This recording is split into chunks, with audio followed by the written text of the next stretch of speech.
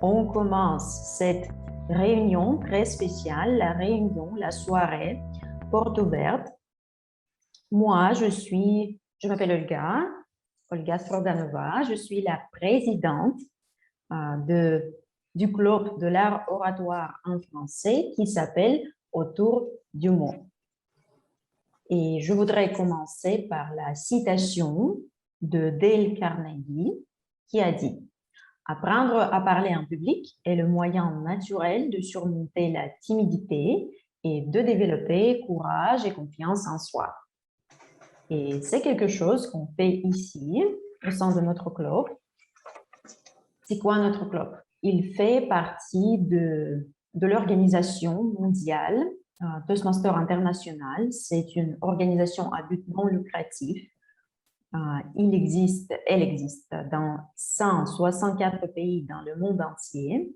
Et depuis 1924, Toastmasters aide les gens de différents milieux et cultures à travailler leurs compétences en art oratoire, communication et leadership.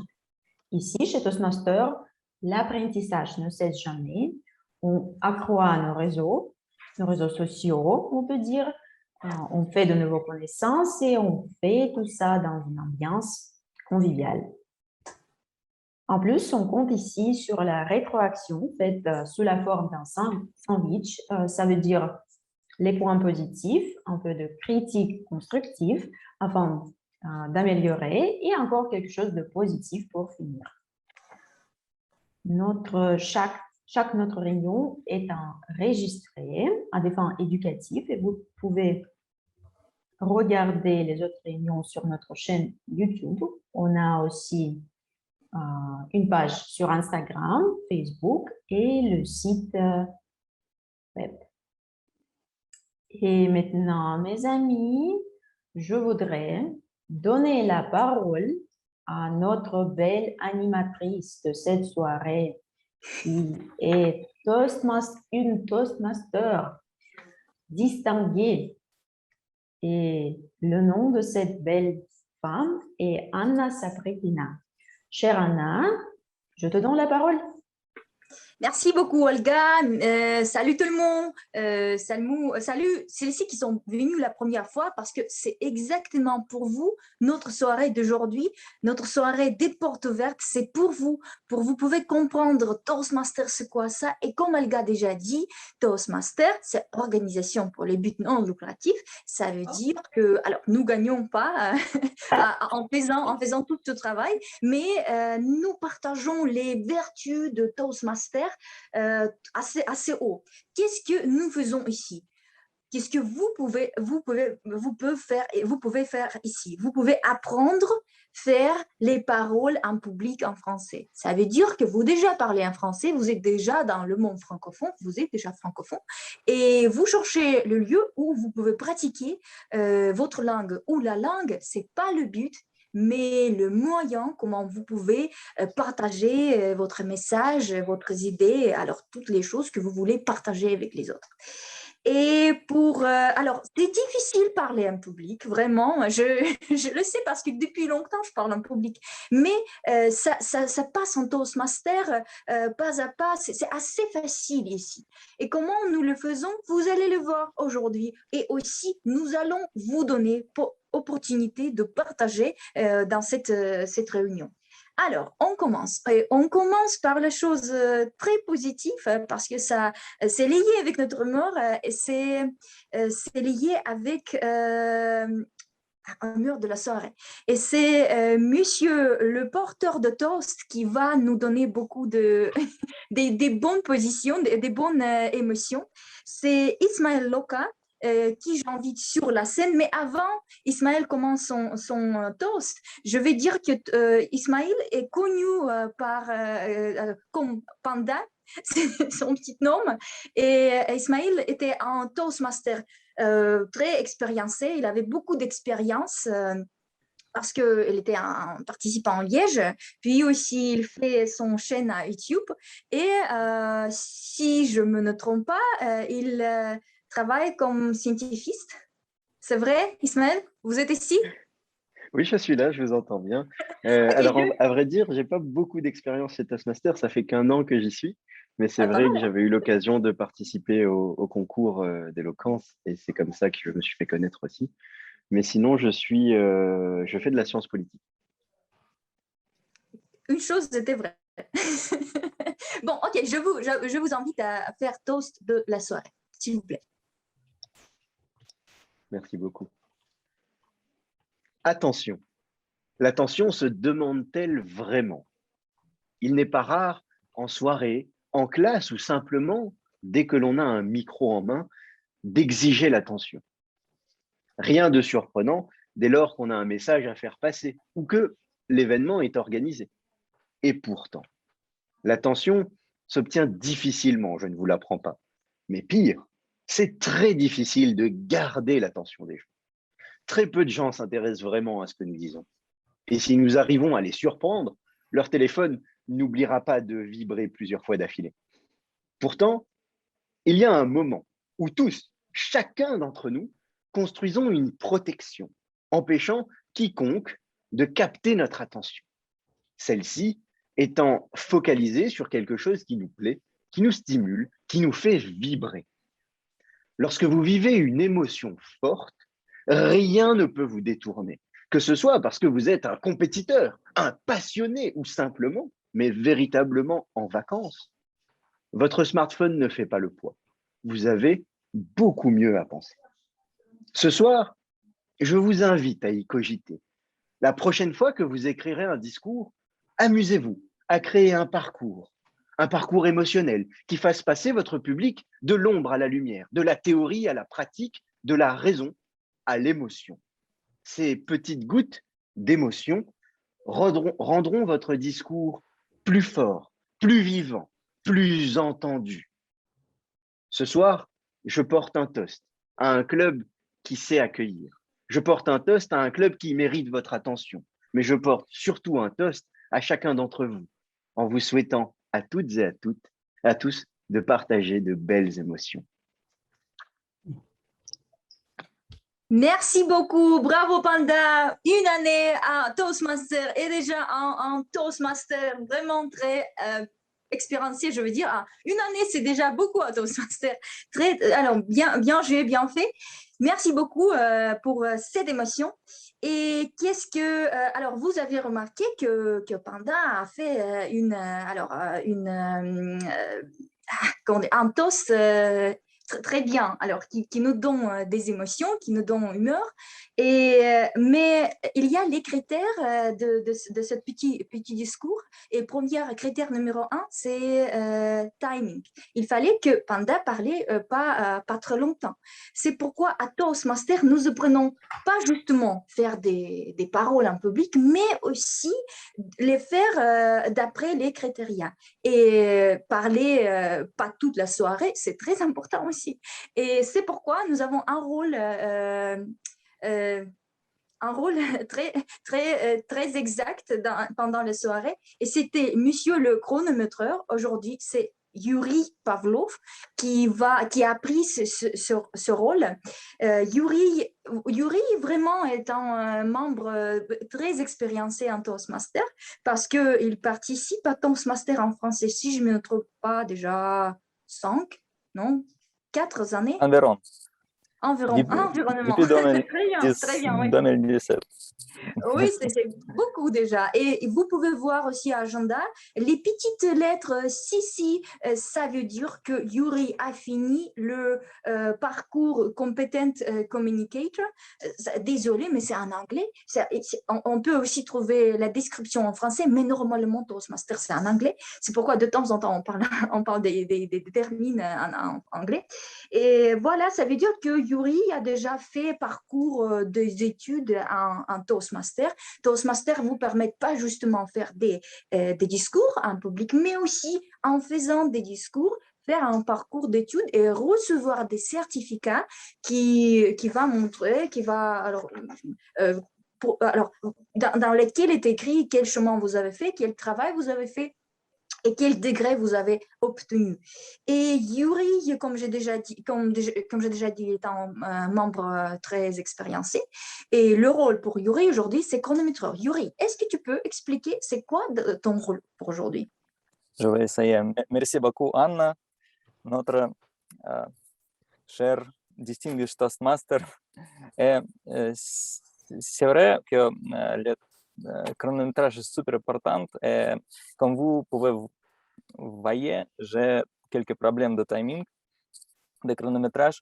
Je n'arrivais pas à arriver à ma maison pour assister à la réunion. Mais quand même. Donc, aujourd'hui, j'ai essayé de vous aider à garder du temps parce que c'est super important de respecter le temps de votre auditoire, d'être précis, d'être ponctuel. Et comment je le fais? Pendant le discours, je vous montrerai les petits signaux. Chaque discours a les limites minimum et maximum. Donc, par exemple, pour les discours préparés, les limites minimum est 5 minutes et maximum est 7 minutes. Donc, quand vous avez parlé 5 minutes, je vous montrerai au signal vert.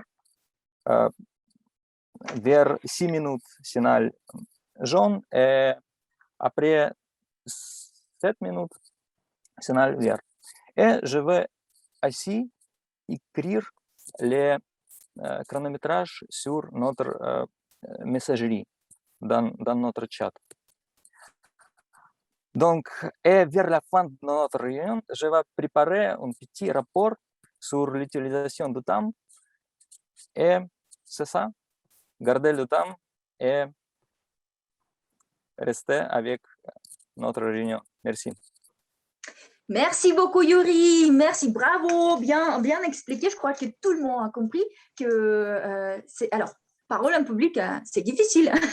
Pas justement à cause de problèmes d'émotion et des jugements de votre audience, etc. Mais aussi parce qu'il y a des critères. Ces critères, c'est le timing. L'autre critère très important, il faut parler correctement. En fait, ça, c'est difficile parce que c'est facile faire des fautes. C'est facile parler avec des fautes, mais il faut chaque fois devenir mieux. Et qui nous aide à devenir mieux, c'est notre madame grammairienne aujourd'hui, c'est Sylvia Cala. Et Sylvia Cala, aussi, petite histoire de Sylvia, elle habite depuis 10 ans, 10 années à Bruxelles. En fait, ça, c'est aussi ce que vous permet de faire Toastmaster, c'est voyager partout. Parce que, comme vous voyez, il y a des participants de différents points du monde et lieux du monde. Et Sylvia a un bon exemple de ça. Elle participait au Toastmaster depuis 5 années. Et c'est aussi une chose importante. Sylvia a été séduite dans Toastmaster par un aspect de leadership. Ça, c'est important. Qui parle beaucoup, ce sont les gens qui sont les leaders. Parce que quand vous partagez votre idée, vous devenez un leader, quelqu'un qui peut leader des autres. Et Sylvia a été vice-président pour éducation et puis aussi une présidente. Si je ne me trompe pas, parce que c'est toute l'information que j'avais sur Sylvia. Sylvia, s'il vous plaît, est-ce que c'est vrai? Est-ce que j'ai bien raconté votre histoire? Et s'il vous plaît, pourriez-vous expliquer DL2, c'est quoi ça? Qu'est-ce que signifie ces deux lettres et un chiffre dans notre petit agenda? Merci, Anna. Ta présentation était correcte, mais je ne suis plus vice-présidente éducation aujourd'hui, je l'ai fait avant.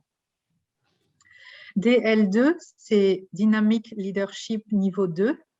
Donc, c'est dans le programme d'apprentissage de Toastmaster qui s'appelle Pathways en anglais. Je ne sais pas s'il y a une traduction française. Il y a 5 niveaux pour devenir meilleur à la fois comme orateur et comme leader. Et donc, pour l'instant, j'ai complété 2 niveaux de ce programme. Et petite information sur le rôle. Donc aujourd'hui, je serai la grammairienne de ce meeting. Donc ce rôle consiste en 2 parties. Tout d'abord, je vais vous donner un mot du jour et l'objectif, c'est d'essayer d'utiliser ce mot pendant la réunion. Le mot du jour, c'est dithyrambique. Cela veut dire très élogieux, très enthousiaste. Un exemple, cette réunion sera dithyrambique. Donc voilà pour le mot du jour. Je vais aussi l'écrire dans le chat, comme ça vous pouvez voir comment ça s'écrit. La deuxième partie du rôle de grammairienne consiste à écouter les différents orateurs et noter s'il y a des erreurs de vocabulaire ou de grammaire.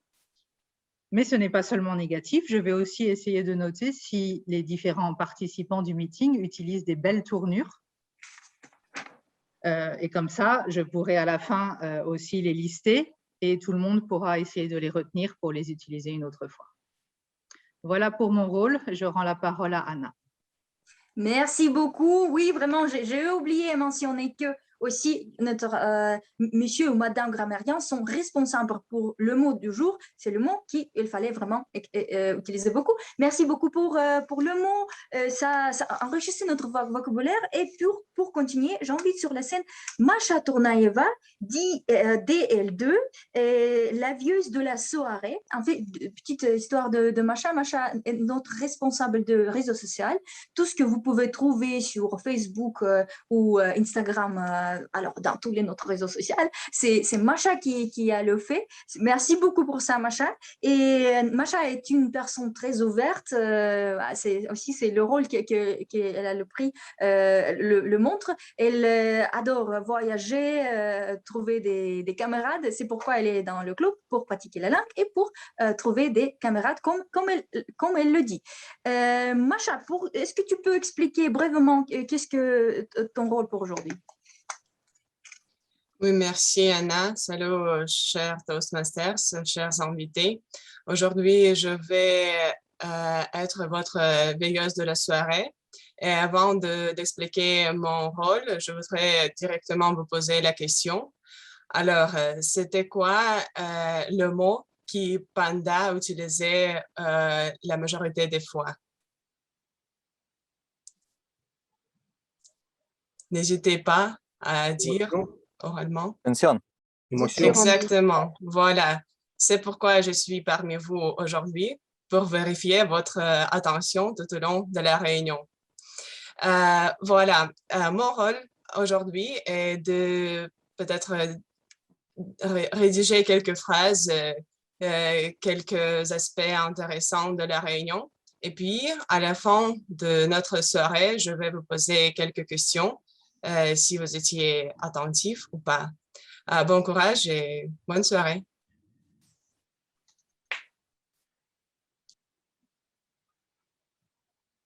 Merci beaucoup, Masha. Oui, courageux, c'est d'être courageux. Avoir courage, c'est très, très bien concept pour la soirée. Et alors, c'est tout pour les rôles, pour les petits rôles, ça veut dire, parce qu'il y a aussi des rôles très importants. Et un des rôles très importants, sont des gens qui vont prendre le discours pour aujourd'hui. Et pour aujourd'hui, c'est Nastia. Nastia est une personne courageuse parce qu'elle a décidé de prendre le parole pour aujourd'hui et de nous préparer un projet, parce que c'est dans les Toastmasters, nous faisons des discours et ce sont des vrais projets parce qu'il y a des critères et il fallait les suivre, il fallait préparer un discours d'après ces critères. Et j'invite sur la scène évolutrice personnelle de Nastia pour dire quel but a Nastia dans son projet pour aujourd'hui. Et évaluatrice personnelle de Nastia, c'est Christine Plourdre, si j'ai bien lu. Oui, exact. Merci, Anna. Alors, l'objectif de notre oratrice, c'est qu'elle apprenne ou revoie des méthodes de base pour la recherche et qu'elle nous fasse un discours bien structuré sur le sujet qu'elle aura elle-même choisi. Je vous remets la parole, Anna. Merci beaucoup. Voilà, ce sont des buts de Nastia pour aujourd'hui. Et le projet de Nastia, c'est recherche. Alors, je vais répéter, c'est le projet numéro 3 de niveau 1, recherche et présentation. Et parler, alors le titre est Parler comme une Française. Parler comme une Française, Nastia Grébignou, s'il vous plaît. Chers amis, bonsoir à tout le monde. Je suis très contente de voir tout le monde. Bonsoir Moscou, bonsoir Paris, bonsoir Europe, bonjour Canada et les États-Unis, si quelqu'un est présent. Je m'appelle Anastasia et aujourd'hui, je vous présente mon discours qui a pour titre « Parler comme une Française ». Moi, je suis née en Russie, à Moscou, et j'ai vécu ici presque toute ma vie, mais je faisais mes études à l'université Paris-Saclay. C'est la région parisienne, c'est la France, et depuis très longtemps, la culture française, la France et la langue française sont une grande partie de ma vie. En fait, c'est mon rêve de parler comme une Française. Mais qu'est-ce que ça signifie parler comme une Française?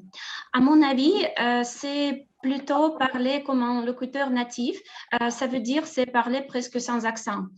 Mais attendez, les locuteurs natifs font aussi des fautes, surtout les fautes d'orthographe. Ça, on connaît très bien. En plus, il y a des accents régionaux qui rendent encore plus difficile l'apprentissage du français parfait, de la langue française excellente.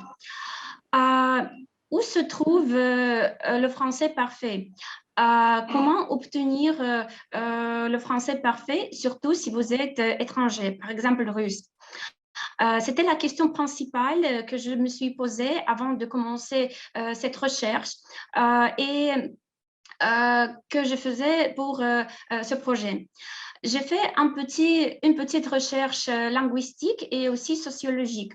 Et pour atteindre l'objectif de cette recherche, j'ai utilisé la méthode qualitative, soit 2 entretiens avec des experts dans le domaine de la linguistique. J'ai eu 2 experts. Le premier expert, c'était le philologue. C'était un philologue, professeur de la langue française, journaliste dans une édition francophone d'une agence de presse russe qui habite à Moscou. Pour moi, c'était très important de parler notamment avec des experts français parce qu'ils pourraient me donner le point de vue le plus objectif sur ce sujet. Et le deuxième expert, c'était aussi un Français natif qui travaille en tant que professeur d'anglais et habite dans la région de Tours, qui se trouve dans le centre de la France. Donc, ma première question était, est-ce que c'est possible pour un étranger de parler comme un Français ou comme une Française?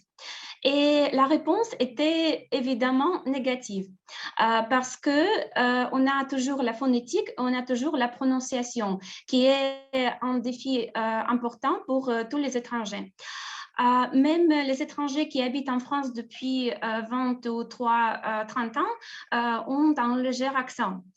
Par contre, au niveau de la prononciation, tout dépend de votre origine. Par exemple, pour les Allemands, c'est vraiment très facile de prononcer les sons français. Et pour les Chinois et pour les Japonais, tout ça est très difficile. Les philologues disent que malgré la différence dans la phonétique russe et la phonétique française, les Russes se débrouillent assez bien avec la phonétique française. Ça peut être expliqué par la diligence des élèves russes et il n'y a pas d'autre explication. Bien sûr, pour parler français presque sans accent, il ne faut pas ignorer la phonétique française. Les russophones ont vraiment des défis au cours d'apprentissage de la phonétique française. Le problème principal, selon les experts, est le R. Parce qu'en russe, on prononce le R comme R, mais en français, c'est R. Puis, il y a des voyelles, par exemple, est ouvert, est fermé. Par exemple, cité, liberté, égalité, fraternité, mais père, mère. Pour les Russes, c'est très difficile de capter cette différence. En plus, le français est plein de nasalisation. Il y a beaucoup de sons nasales, par exemple on, un, et aussi le quatrième son nasal que je ne suis pas capable de prononcer. Outre cela, il y a beaucoup de choses phonétiques comme ou, u. Par exemple, russe et russe, ce sont des choses différentes. Je suis russe, mais pas trop russe. Bref, on a compris que la phonétique française est vraiment très difficile, mais il ne faut pas oublier la grammaire, parce que la grammaire de la langue française a fait beaucoup de problèmes pour les élèves qui apprenaient la langue. On a vraiment des choses comme subjonctif, on a des choses comme passé simple, mais heureusement, le subjonctif plus que parfait et le subjonctif imparfait n'est plus utilisé dans le langage courant. Donc, c'est utilisé seulement, on le laisse seulement pour les ouvrages de la littérature.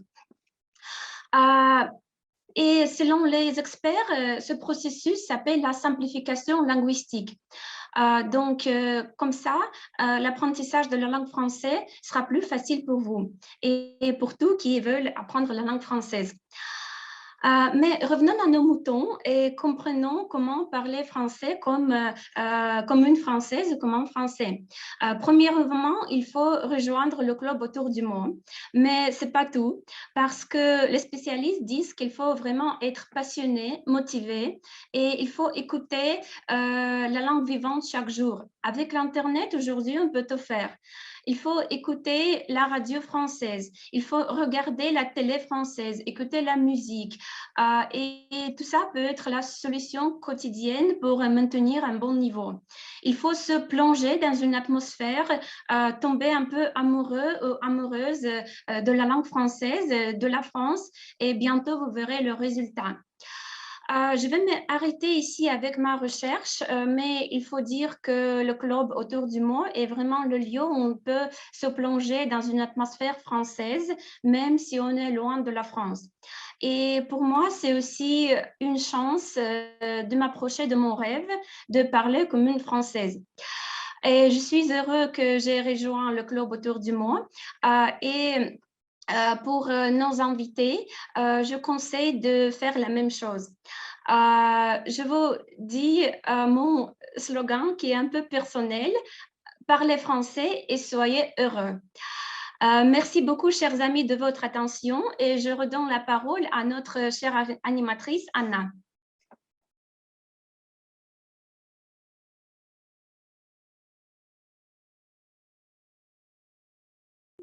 Voilà. Merci beaucoup, Nastia. Merci pour cette. En fait, ce que j'ai vu dans les réseaux sociaux de Nastia, c'est toujours beaucoup de nostalgie sur Paris, des émotions. En fait, c'est pour nous, les Russes, très françaises, cette nostalgie pour Paris. Merci beaucoup, Nastia, que vous avez partagé avec nous toutes ces émotions et toutes ces pensées. Et ce que j'ai oublié à faire aujourd'hui, c'est présenter une pensée du jour. Et c'est Hector Alonso qui va le présenter. Normalement, on présente pensée du jour, normalement, comme d'habitude, au commencement de la réunion, pour nous donner une chose à penser. Mais aujourd'hui, je vais le faire après le discours de Nastia. Et Hector Alonso, deux mots sur Hector. Hector est un participant actif sur Toastmaster. Il habite près de Munich et ça veut dire qu'il parle aussi allemand et il est un participant des clubs en français et en allemand. Hector, pourriez-vous, désolé que j'ai oublié de vous présenter à commencer. Excusez-moi pour ça. Et pour continuer, pourriez-vous, s'il vous plaît, présenter votre rôle aujourd'hui? Hector? Merci bien, Anna. Alors, je vais présenter une pensée du jour, quelque chose à réfléchir, quelques petits mots pour garder dans l'esprit pendant la semaine. Et pour ça, j'aimerais bien vous demander par lèvement des mains qui se considère résilient. Ah, c'est super, c'est super. Je veux bien quelques mains qui se lèvent. Alors, magnifique. Je vais vous parler en termes dithyrambiques de cette habilité que c'est la résilience. La résilience est la capacité de certaines personnes de s'en sortir des situations traumatiques. Par exemple, s'il y a un deuil précoce, abandon, maltraitance, violence sexuelle, guerre, des choses terribles qui beaucoup de gens savent s'en sortir relativement facilement. Et ça, c'est une capacité admirable. Les psychologues Boris Cyrulnik dit « Ce n'est pas un destiné qui est rémédiablement inscrit. Les résultats le prouvent. On peut s'en sortir toujours de ça. » Et pour ça, je vais vous donner 6 petits conseils pour s'en sortir et pour être résilient.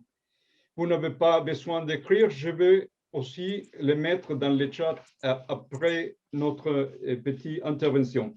Le premier conseil, c'est d'avoir des tuteurs pour la résilience. Alors, pareillement qu'en Toastmaster, il y a des mentors pour les discours, il y a aussi des mentors pour la résilience, des gens qui peuvent nous donner conseils, appui pour s'en sortir des situations compliquées. C'est très important de bâtir ces réseaux des personnes qui nous aident. Deuxième conseil, pratiquer la défense intellectuelle. Ça veut dire de penser, s'il y a une situation difficile, de penser, est-ce ces situations si graves? Combien de temps va durer? C'est une situation de l'instant ou ça va durer longtemps? Il faut rationaliser tout ça. Troisième conseil, nettoyez vos filtres. Ça veut dire, tel qu'il y a des réseaux de personnes qui nous donnent l'appui, il y a aussi des personnes qui sont pessimistes, qui tout le temps donnent des opinions négatives. Il faut les écarter. Il faut trouver de bonnes personnes pour avoir une amitié. Quatrième conseil, l'autodiscipline. Même si vous êtes dans une situation désagréable, essayez d'avoir une petite routine. Levez-vous en même temps tous les matins, faites vos sports, prenez une activité, apprendre quelque chose comme une langue étrangère. Cinquième conseil, écrivez la grande histoire. Essayez de regarder tout ça dans le contexte et c'est important maintenant. Sera-t-il important d'ici à un mois, un jour, une année ou 5 années? Et si c'est grave que ça. Sixième et le deuxième.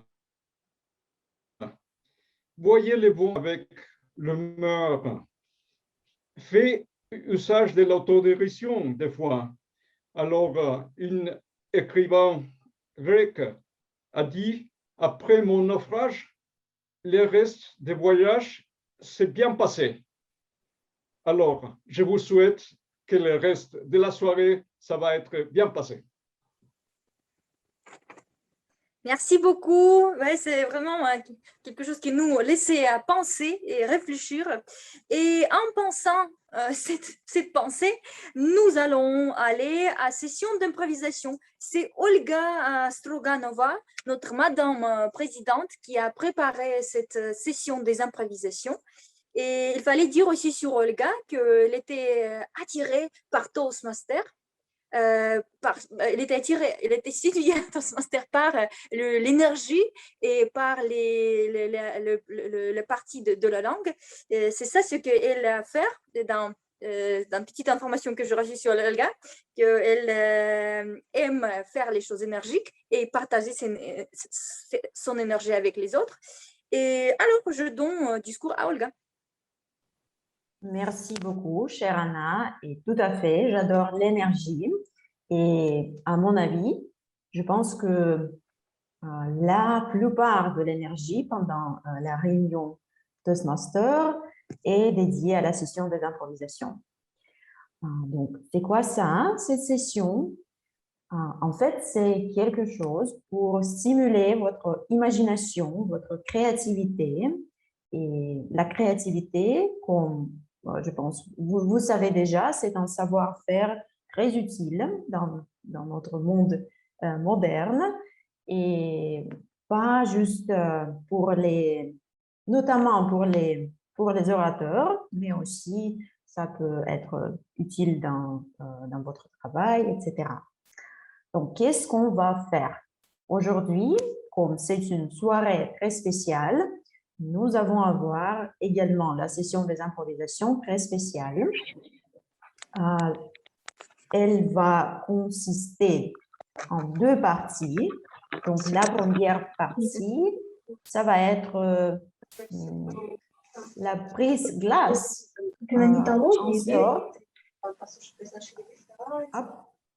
Pardon, chère madame animatrice, pouvez-vous fermer votre micro?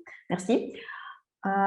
Donc, la première partie, qu'est-ce que ça va être quelque chose d'inhabituel pour notre format. On va utiliser les salles de discussion ici sur Zoom. On va combiner nos chers invités avec les participants expérimentés. Et qu'est-ce qu'on va faire? On va discuter quelques questions. Je voudrais demander à notre cher Zoom Master, Alexandre, d'envoyer une image dans le chat avec les questions. Et mes amis, je vous encourage à télécharger cette image. Mais si pour quelque raison vous ne pouvez pas le faire, c'est pas grave, je vais vous envoyer ça dans le format textuel. Hop, je ne vois pas le fichier. Donc, ce que je vous propose, ça va être la discussion de ces questions. De cette manière-là, nos invités pourront partager leur expérience et à son tour, nos participants expérimentés peuvent dire quelque chose de leur parcours dithyrambique. Et encore une chose que je vous encourage à faire, d'être dithyrambique quand vous parlez.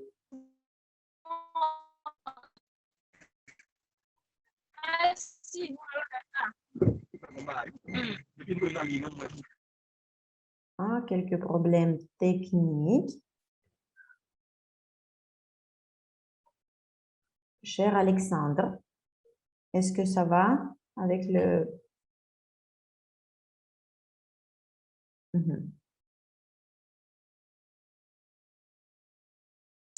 Voilà le liste. Alexandre, est-ce que tu peux envoyer le fichier dans le chat? Oui. Ça va être plus pratique parce que... Oui. On attend quelques secondes, j'espère. Et après ça, Alexandre va... voilà le fichier. S'il vous plaît, téléchargez ça. Et dans une... vous pouvez également faire une photo, comme Gennady. Ça peut être, oui, une option aussi. Et dans une minute ou dans quelques minutes, notre cher Zoom Master va vous envoyer dans les salles de discussion. Salut Léonce. Bonjour. Tout est clair maintenant, oui. Pardon? Tout est clair au sujet des veilleuses. Je n'ai pas compris ta question. Je vais envoyer. D'accord, mes amis, nous sommes tous dans la session générale. J'espère que vous avez eu l'opportunité de connaître les uns les autres un peu mieux, de discuter de choses différentes liées à l'oratoire, à la langue française aussi. Et maintenant, on passe à la session des improvisations habituelles. Donc, qu'est-ce qu'on va faire ici? J'ai préparé les questions pour vous. Ils sont dédiés à la prise de la parole en public. Et avec chaque question, il y a 3 mots. Qu'est-ce qu'on va faire avec ces mots? Vous devez les utiliser dans votre petit discours qui doit durer 1 minute. Ça doit être forcément dithyrambique. Et en répondant à cette question, vous devez utiliser ces 3 mots. J'espère que ça c'est clair. Et je vais... Peut-être il y a des personnes qui veulent participer. Vous pouvez lever votre main sur Zoom ou votre main physique. Xavier veut participer.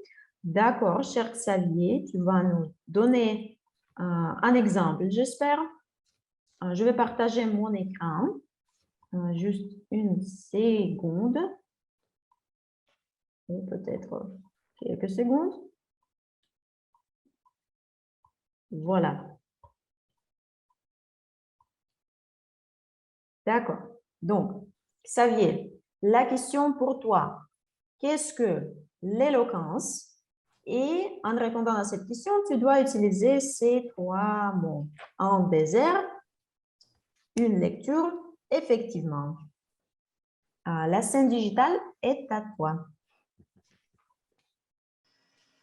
Merci, Olga. Qu'est-ce que l'éloquence?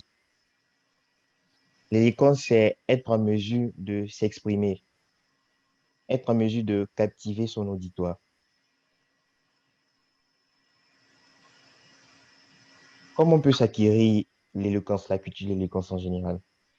L'éloquence peut s'acquérir par une pratique de la lecture. Par une pratique de la lecture.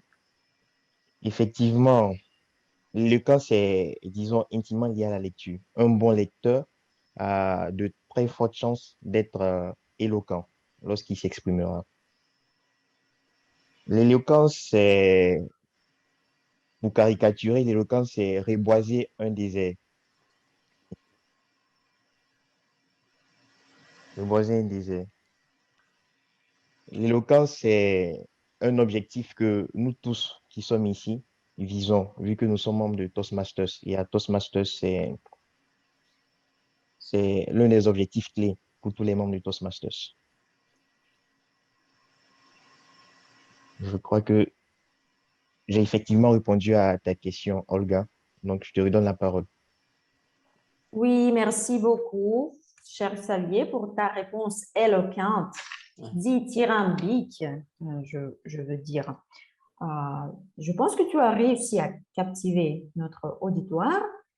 Alors, mes amis, est-ce qu'il y a quelqu'un d'autre? Tuir voulait participer.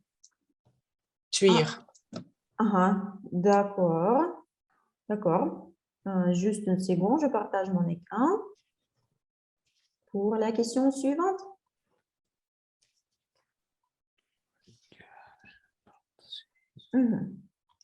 Avez-vous la peur de parler en public? Dans votre réponse, vous devez utiliser les mots l'origine, annulé, politicien. C'est à vous. Est-ce que j'ai la peur de parler en public? Je me souviens, mon première réunion de Toastmasters, quand, au début de soirée, ils m'ont demandé mon nom et je ne me souvenais plus c'est quoi. J'en avais tellement peur de prononcer en devant le public de 40 personnes. Je ne sais pas où ça vient de l'origine de cette peur de parler devant une audience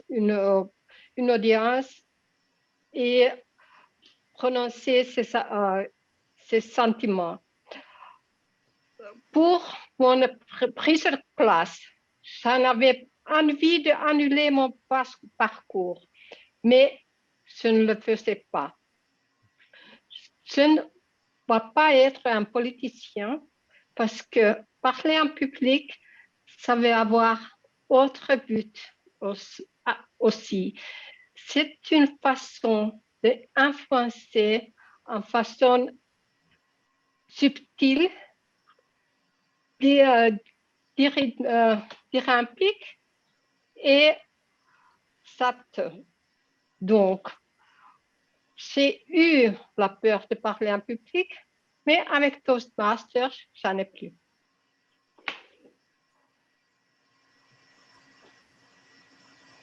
Bien joué, cher Thuir.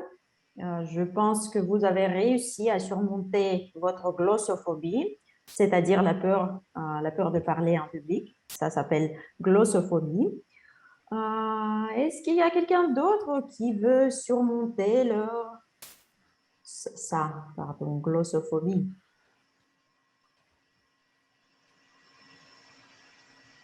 Nos invités, je vous encourage. Peut-être Gennady, est-ce que vous voulez participer? Oui, peut-être, Olga, je peux essayer. Vous avez quelques attentions. Dithyrambique, chez ma personne modeste, ce soir. La question. Vous pouvez la lire. Comment bien structurer votre discours notable en malaise ou reconstruction?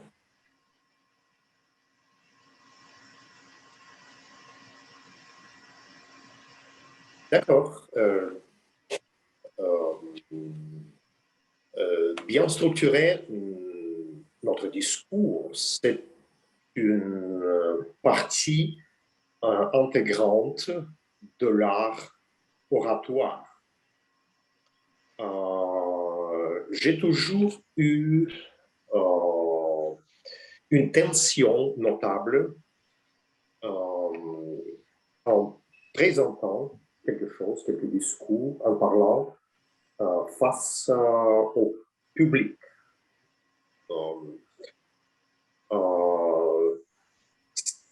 Ce malaise peut être surmonté à travers quelques trucs. Tout d'abord, vous devez bien préparer et bien étudier le sujet dont vous êtes en train de parler. Deuxièmement, vous employez, à la différence de la langue écrite, vous employez votre mimique, votre geste et votre, je ne sais pas, votre souris et les pauses, l'intonation. Donc, vous instrumentalisez d'autres choses que les mots. Et troisièmement, vous avez bien de la chance de reconstruire, faire une reconstruction de vos idées, de votre parole, au cas où vous sentez que le public ne vous entende bien, vous pouvez reconstruire, dire autrement, dans une manière plus concluante, tout ce que vous voulez dire. C'est tout, je pense. Merci. Bravo, cher Gennady, c'était génial, dithyrambique, et je trouve que vous êtes déjà très bien à l'aise sur la scène digitale. Merci. Donc, bien joué. Quelqu'un d'autre qui veut apprivoiser la prise de parole en public sous la forme de l'improvisation? Je ne vois pas personne. Peut-être. Christiane, Olga. Christian, merci beaucoup, Macha. Christian, une question pour vous. Voilà. Hop, hop, hop. Comment gérer votre stress pendant la prise de parole? Prise de la parole. Élément bien-être, un climat, une puissance. C'est à vous d'improviser. Déjà là, la question fait monter le niveau de stress, mais pour revenir au bien-être, je vais prendre une respiration. Ce qui permettra de revenir à un climat plus détendu. Ce faisant, ça me donne une puissance tout à fait forte pour pouvoir répondre un peu mieux à la question. Comment gérer votre stress pendant la prise de parole? D'abord, évidemment, ralentir le débit de la voix et aussi prendre le temps de respirer. Une autre chose qui est possible de faire pour gérer le stress pendant la prise de parole, c'est de se dire que chaque personne qui est devant soi est exactement au même niveau que soi. Donc, si c'est cette personne-là qui avait la parole, elle aurait également un stress à gérer.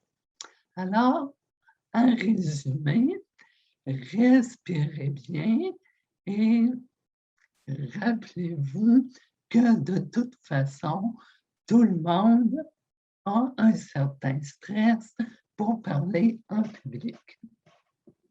Je vous remets la parole, Olga. Bravo, Christian, tout à fait. Je suis totalement d'accord avec vous. La gestion du stress, c'est toujours un défi pour tout le monde. Je ne pense pas qu'il existe une personne qui est naturellement un orateur. Peut-être c'est le cas avec quelqu'un, je ne sais pas, qui veut s'entraîner en tant qu'orateur. Bonsoir à toutes, bonsoir à tous. Bonsoir, Kevin. Vous voulez participer dans la session des improvisations? Non? Quelqu'un d'autre qui veut participer? Peut-être Aimé. Oui? D'accord. Une question pour vous sur l'écran. Olga Stroganov, la source audio. Zoom, IT bouton. Enregistrement. Couper mon audio. Qu'est-ce que l'art oratoire? Les mots que vous devez utiliser, fatal, fermer, une épaule. C'est à vous. Merci beaucoup, Ada. Alors, l'art oratoire est de manière, on va dire, fatale, une manière de dire ce qu'on a à dire avec des mots justes, de se faire comprendre de son auditoire sans être fermé et sans que celui-ci ne se ferme à ce que nous avons à lui dire. Parfois, il est bon aussi de ne pas, sur son épaule, porter le poids du monde et d'exprimer ce que l'on ressent avec éloquence, avec humour, avec beauté. Là, oratoire est cette manière-là de partager ses passions, de partager ses idées, de partager ce que nous avons à dire, à communiquer avec tous les accessoires que Toastmasters nous donne pour pouvoir nous faire comprendre de notre auditoire, de la personne qui est en face de nous. Parce que communiquer, c'est bien de parler, mais il est encore mieux de se faire comprendre par ceux à qui on veut faire passer un message, comme j'essaye de le faire à travers cette question, en employant des expressions fatales, fermées et une épaule qui j'espère avoir bien introduit pour pouvoir... Je vous donne la parole. Merci beaucoup, cher Aimé. Tout d'abord, quel beau prénom. Deuxièmement, mon Dieu, c'était si éloquent, si dithyrambique, comme si vous étiez une oratrice très expérimentée. Ça, c'est le cas? Oui, on va dire. Oui, c'était vraiment génial. Merci, merci beaucoup à vous. Est-ce qu'on a le temps pour encore... Dernière, on peut. Nous allons avoir un dernier ou une dernière participante. Kevin, Kevin, d'accord. Oui.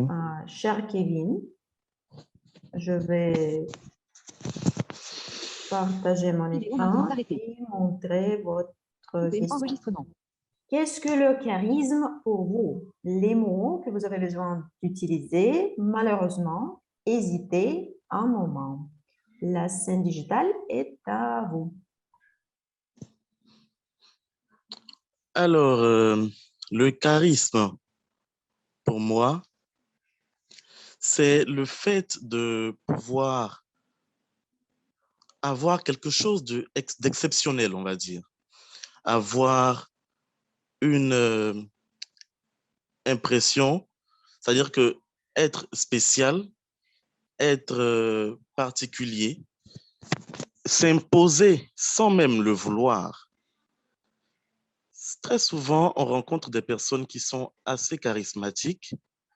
Ça pourrait être, par exemple, un jeune ou une jeune qui arrive à s'imposer à travers sa réflexion, à travers sa sagesse. Et quand c'est comme ça, on ne peut pas lui refuser généralement quoi que ce soit. Il a l'occasion de peut-être même être leader dans certaines associations ou certaines entreprises. Donc, en un mot, on peut dire que le charisme, c'est une sorte de spécialité, une sorte de particularité, en tout cas dans le bon sens, que peut avoir une personne afin de s'imposer et de marquer positivement son entourage.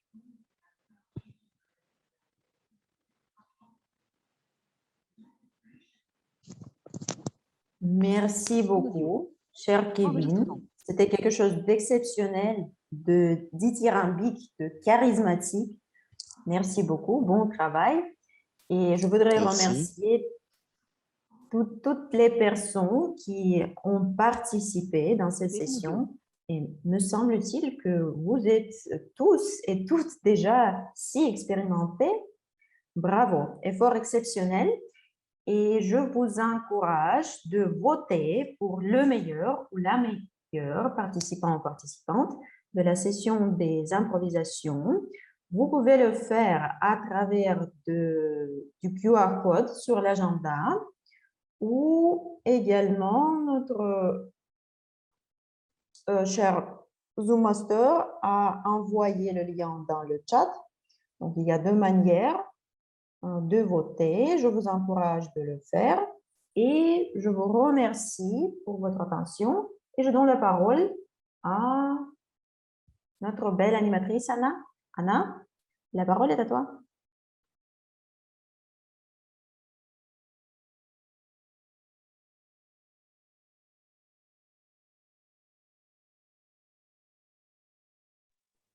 Ah, peut-être Anna n'est pas là. Mais maintenant... Oui, pardon. Ah, d'accord. Anna, c'est à toi. Oui. Oui, je donne le discours à notre général évaluateur. C'est Léon Boudreau, si je ne me trompe pas. Oui, c'est bien ça. Oui, je vous donne le parole. Pourriez-vous, s'il vous plaît, brièvement expliquer l'évaluateur général, qu'est-ce que vous allez faire en prenant ce rôle, qu'est-ce que est votre devoir, et puis aussi présenter ce rôle.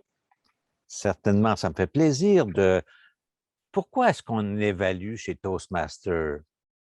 On évalue parce que l'apprentissage passe par l'écoute et l'évaluation. Alors moi, j'ai écouté la rencontre, j'ai noté des choses, je vais partager avec vous mes observations. Peut-être que ça va rejoindre des observations que vous avez vous-même faites. Et par l'évaluation, nous apprenons également parce qu'on apprend par l'observation. Mon rôle, c'est de présenter maintenant ceux qui étaient attentifs pendant la rencontre et j'invite en premier lieu Christiane à nous livrer l'évaluation du discours qu'elle a entendu. Christiane, à toi la parole. Alors, merci, M. Boudreau. Dans notre oratrice, dont j'oublie malheureusement le nom, nous a présenté un discours où elle a fait preuve dans la préparation de son discours, elle a fait preuve d'une belle recherche et en ayant recours à des experts pour nous amener des informations très intéressantes. Alors, en faisant appel aux experts, elle donne beaucoup de crédibilité aux informations qu'elle nous apporte. J'ai trouvé ça très intéressant. Qu'elle nous explique pourquoi certaines cultures avaient plus de difficultés que d'autres avec les sons, avec certains sons en réalité. Au niveau des améliorations possibles pour notre oratrice, je dirais que compte tenu qu'il y avait vraiment beaucoup de contenu intéressant, ce serait de ralentir un petit peu le rythme pour qu'on ait le temps de bien intégrer l'information très intéressante qui nous est apportée. Aussi, ça serait intéressant de prendre des petites pauses pour vous permettre de faire moins de dans votre discours. Oh, j'ai moi-même fait un et aussi, à la fin, je n'ai pas vraiment vu qu'il y avait eu une conclusion. Alors, ce serait peut-être de penser à faire comme un petit résumé de quelques informations qui ont été mentionnées pendant le discours. J'ai beaucoup aimé l'utilisation de l'expression « revenons à nos moutons ». Je trouvais que ça l'allégeait un petit peu, étant donné que le contenu du discours était quand même assez, comment dire, assez intense. Ce que j'ai beaucoup aimé aussi, c'est les bons conseils pour apprendre le français de différentes manières. Et finalement, ce que j'ai beaucoup aimé aussi, c'est la superbe prononciation et l'appel à l'action à la fin du discours. Alors, merci beaucoup pour votre discours. Merci, Christiane. Merci, Christiane, pour cette évaluation fort constructive de notre oratrice. Vous savez, chez Toastmaster, on veut apprendre à parler. Mais une des premières choses qu'on apprend, c'est à écouter. On va voir si vous avez bien écouté en écoutant maintenant Macha, notre veilleuse, qui a quelques questions à nous poser. Macha, à toi la parole. Exactement. Merci, Monsieur le Évaluateur général. Alors, c'est le temps pour vérifier votre attention, car oui, c'est ça le cas quand on commence notre développement. Je vais vous poser des questions et vous devez répondre si vous connaissez la réponse.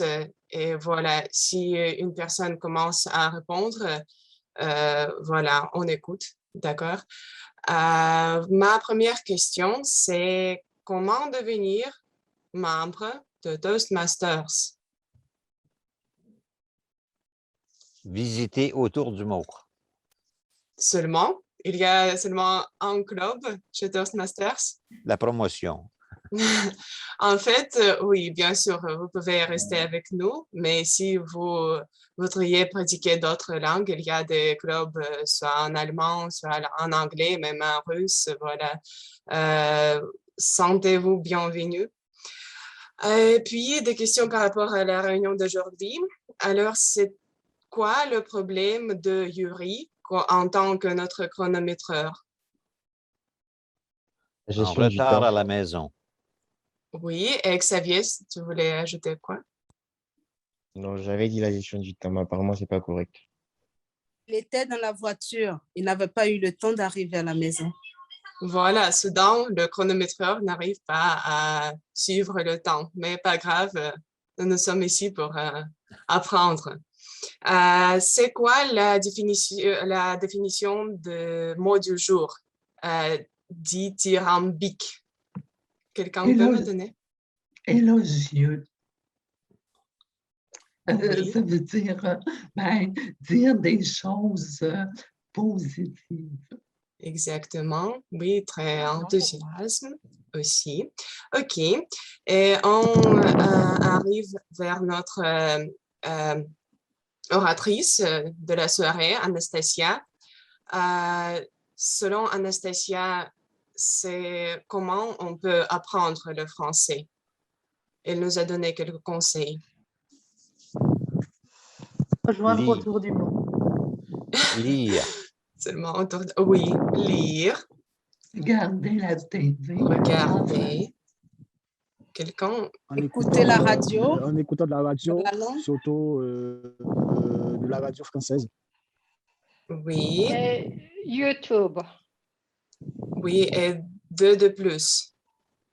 Et quand on est distrait, il faut revenir à nos moutons. Alors, je vais vous aider. On peut... La musique. La musique. Non. La mer, et je suis... Dans l'ambiance. Se plonger et... Amour. Tomber amoureux. Exactement. Avec la langue ou avec l'art oratoire, ou avec quelqu'un d'autre, je ne sais pas. C'est quoi le slogan d'Anastasia qu'elle a prononcé à la fin de son discours? Aimer le français et développer et être heureux. Français. Être heureux. Sylvina, oui, correct. Parlez français et soyez heureux. Question numéro 6. Combien de conseils Hector nous a donné pour attirer la résilience? 6. 6, tout le monde, oui, vous avez raison. Et une question de plus. Quand était le temps pour Christiane de participer dans la session de l'improvisation, qu'est-ce qu'on peut faire pour gérer le stress? Il faut beaucoup respirer, respirer correctement, un bon coup. Oui, beaux élèves, merci beaucoup. Oui, même un peu lentement, un peu doux, mais j'ai entendu Panda aussi, parfait. Et ma dernière question, c'est par rapport à cette réunion, la question vraiment dure, soyez prêts. Est-ce que vous avez aimé la session? Maintenant, vous pouvez dire, soit partager vos émotions, je ne sais pas, Oui. comme ça. Oui! Oui. Oui, je vois les Oui, cœurs. j'ai clairement Merci. aimé, j'ai beaucoup aimé. J'ai posé toutes mes questions, monsieur évaluateur général. Merci pour votre participation et restez avec autour du mot. Parlez français et soyez heureux, comme Anastasia a dit. Oui, merci Macha de nous avoir fait revivre cette rencontre dithyrambique. Nous allons maintenant écouter le rapport de notre grammairienne Sylvina qui va nous exprimer ce qu'elle a entendu noter ce soir. Sylvina, à toi la parole. Merci Léon. Donc, je vais commencer par l'utilisation du mot du jour dithyrambique.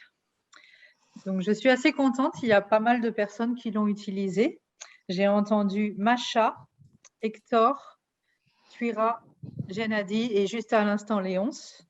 Et Olga est tombée amoureuse de ce mot et l'a prononcé 6 fois, si j'ai bien compté. Donc, félicitations à vous tous. Donc, pour la deuxième partie du rôle de grammairienne, qui consiste à noter les erreurs et les belles structures, la principale erreur que j'ai notée aujourd'hui par différents orateurs était l'utilisation du genre masculin ou féminin. Par exemple, le mot pratique est féminin, donc on dit la pratique et pas le pratique. Une oratrice a dit « je suis heureux » au lieu de « je suis heureuse ». Et quelqu'un a dit « les questions, ils sont ». Et les questions est féminin, enfin question est féminin, donc on devrait dire « les questions, elles sont ». Et la suite. Une petite erreur de vocabulaire que j'ai entendue, très expériencée, le mot correct est très expérimenté. Et il y avait aussi quelques petites erreurs de structure. J'avais noté j'espère que le reste de la soirée sera bien passé. Il vaut mieux dire j'espère que le reste de la soirée se passera bien. Ou d'où ça vient l'origine. Il est plus simple de dire quelle est l'origine. Donc voilà pour les petits points d'amélioration, essentiellement faire attention au masculin, au féminin et à quelques structures de phrases. J'ai aussi noté quelques belles expressions dans cette soirée et plusieurs figures de style. On a entre autres Panda et Aimé qui ont utilisé des métaphores. Par exemple, porter le poids du monde sur son épaule. Et ils ont aussi tous les deux utilisé une figure de style. Je ne me rappelle pas le nom de la figure de style, mais ça consiste à utiliser 3 qualificatifs de suite. Par exemple, Panda a parlé de passer de l'ombre à la lumière, de la théorie à la pratique, de la connaissance à l'émotion. Une autre métaphore aussi que Panda a mentionnée à la fin, revenir à nos moutons. Il y a aussi plusieurs... Xavier aussi, une métaphore, reboiser un désert. C'est assez poétique. Ah, quelqu'un me dit que c'est une allitération, le fait d'utiliser trois qualificatifs à la suite. Merci pour l'information. Quelques autres mots ou structures que j'ai trouvées assez intéressantes. Olga nous a parlé de critique positive, qui est effectivement un des fondements de Toastmaster. Et elle nous a rappelé comment dire la peur de parler en public, la glossophobie. Dans son discours préparé sur le fait de parler comme une Française, Nastia a parlé de la diligence des élèves et elle a aussi cité la liberté, égalité, fraternité, qui est le slogan de la France, à défaut de trouver un meilleur mot. Hector, dans sa pensée du jour, nous a parlé de résilience, qui est effectivement une qualité très intéressante, très importante pour les orateurs. Donc, voilà, je pense que j'ai fait le tour. Donc, merci à tous d'avoir utilisé le mot du jour dithyrambique et d'avoir partagé avec nous ces belles tournures oratoires. Et je rends la parole à Léonce, notre évaluateur général. Merci, Sylvana. Alors, merci. Maintenant que nous avons eu quelques informations pour améliorer la grammaire de notre grammaire, nous allons entendre Yuri nous mentionner combien de temps nous avons pris ce soir. Yuri, à toi la parole. Merci beaucoup. Presque tous les orateurs ont respecté le temps parfaitement. Seulement un petit commentaire pour Christine en tant qu'évaluatrice. Seulement 10 secondes plus que les règles permettent, mais c'était super utile et merci à tous pour votre attention de temps. Merci. Merci, Yuri, pour tes informations sur les durées de nos intervenants ce soir. Maintenant, je vais vous faire quelques petits commentaires sur les personnes qui ont tenu des rôles. Je vais commencer. C'est une particularité. Chez nous, dans mes clubs, on vote pour les meilleurs évaluateurs. Donc, on commence à faire les commentaires pour les meilleurs évaluateurs afin qu'on puisse, pendant la continuité de l'évaluation, décompter le nombre de votes. Mais je sais que chez vous, vous ne votez pas nécessairement pour les meilleurs évaluateurs. Mais je vais quand même faire les commentaires sur l'évaluation de Christiane. Christiane, tu avais des commentaires d'abord constructifs au départ, qui ont été suivis par quelques commentaires d'amélioration. Donc, le fait qu'on commence par quelque chose de positif, ça permet à l'orateur d'être plus ouvert aux commentaires qu'il va recevoir. Et tu as terminé également par des choses que tu as aimées qui devraient être de nature à renforcer l'impression de notre oratrice de discours. Bravo, Christiane. Macha, notre veilleuse, tu as eu des questions pertinentes, stimulantes, qui nous ont permis de revoir la rencontre. Sylvina, comme évaluatrice de la grammaire, de bonnes explications pour ton rôle en voulant d'abord expliquer le niveau atteint, ton rôle qui était en deux parties et également dans ton rapport. J'ai aimé que tu introduises ce que tu allais nous présenter. Ça nous permet de bien te suivre. Tu as d'abord mentionné ce qui était à améliorer, puis les belles expressions en ayant des commentaires personnalisés, en nommant les personnes qui avaient fait quelque chose de bien. C'est de nature à renforcer la confiance en soi de chacun. Le chronomètre, Yuri, je pense que tu as bien fait ton travail. Maintenant, pour les autres rôles de la rencontre, notre animatrice dithyrambique, Anna, un beau dynamisme au départ, hein, avait beaucoup de vivacité. Ce que j'ai particulièrement aimé, c'est l'attention qu'elle a pris à vouloir expliquer ce que chacun avait à faire. Ça permet, dans une porte ouverte comme ce soir, à ceux qui ne sont pas membres Toastmaster, de bien comprendre pourquoi on fait les choses chez Toastmaster. Quelques suggestions d'amélioration à notre animatrice. Le regard à la caméra serait peut-être à améliorer légèrement. On constatait un regard un peu vers la droite au bas de Anna. Alors, c'est bien d'être avec son auditoire, de bien regarder la caméra. Anna avait des excellentes transitions entre les parties. Un mot sur ce qui vient de se terminer pour passer au suivant.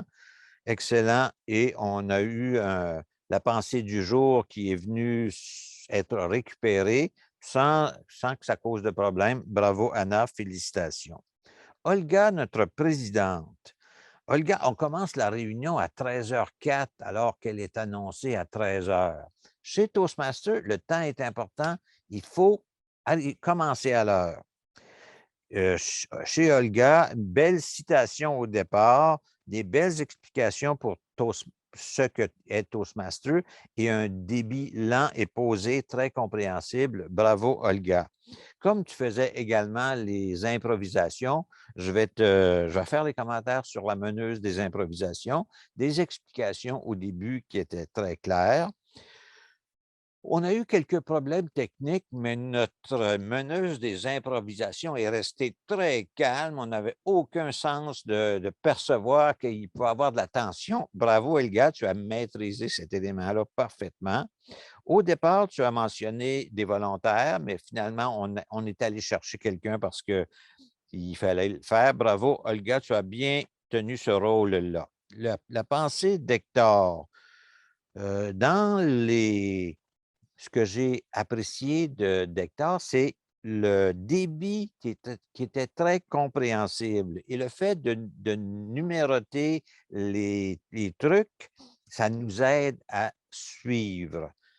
Même chose, Hector, une petite amélioration sur le regard de la caméra. Hector avait un regard vers le ciel alors qu'on pourrait regarder plus directement la caméra. Une amélioration, mais je pense que la livraison a été très agréable. Bravo. Pour Ismaël, chez vous, là, des fois, vous changez les noms. Là. Alexandre qui s'appelle Sacha et Ismaël qui s'appelle Panda. On s'y perd un peu là, à l'occasion. Mais j'ai apprécié le toast, une belle voix, une belle diction, un bon débit. Tu as su capter notre attention en parlant d'attention. C'était une présentation vivante. Bravo, Hector. Belle prestation. Un commentaire, est-ce que j'ai fait le tour de tout le monde? Oui. Un commentaire général sur l'organisation autour du mot. Je ne sais pas si vous avez remarqué la promotion qu'il y avait pour la tenue de cette rencontre. Bravo pour la promotion. C'était séquentiel et je pense que tous ceux qui ont vu votre promotion ont sûrement dû la trouver intéressante. Voilà pour mon rapport d'évaluateur général. Je ne suis pas sûr que notre animatrice est présente. Sinon, je redonne la parole à notre présidente. Olga, à toi la parole. Merci beaucoup, cher Léonce, pour votre évaluation, comme toujours, très pertinente et bien évidemment dithyrambique. Et mes amis, qu'est-ce qu'il nous reste? Il nous reste d'annoncer le gagnant ou la gagnante de la session des improvisations. J'espère que tous et toutes ont déjà voté. Et cher Alexandre, est-ce que je peux te demander de partager l'écran avec le nom de gagnant ou la gagnante? On ne sait pas encore.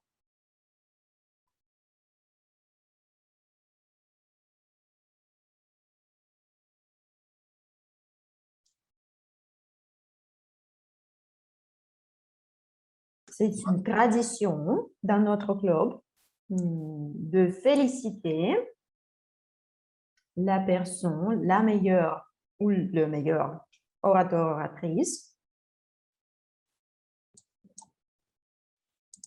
Et il existe encore une tradition de féliciter les orateurs qui ont fait leur premier projet qui s'appelle Brise-Glace.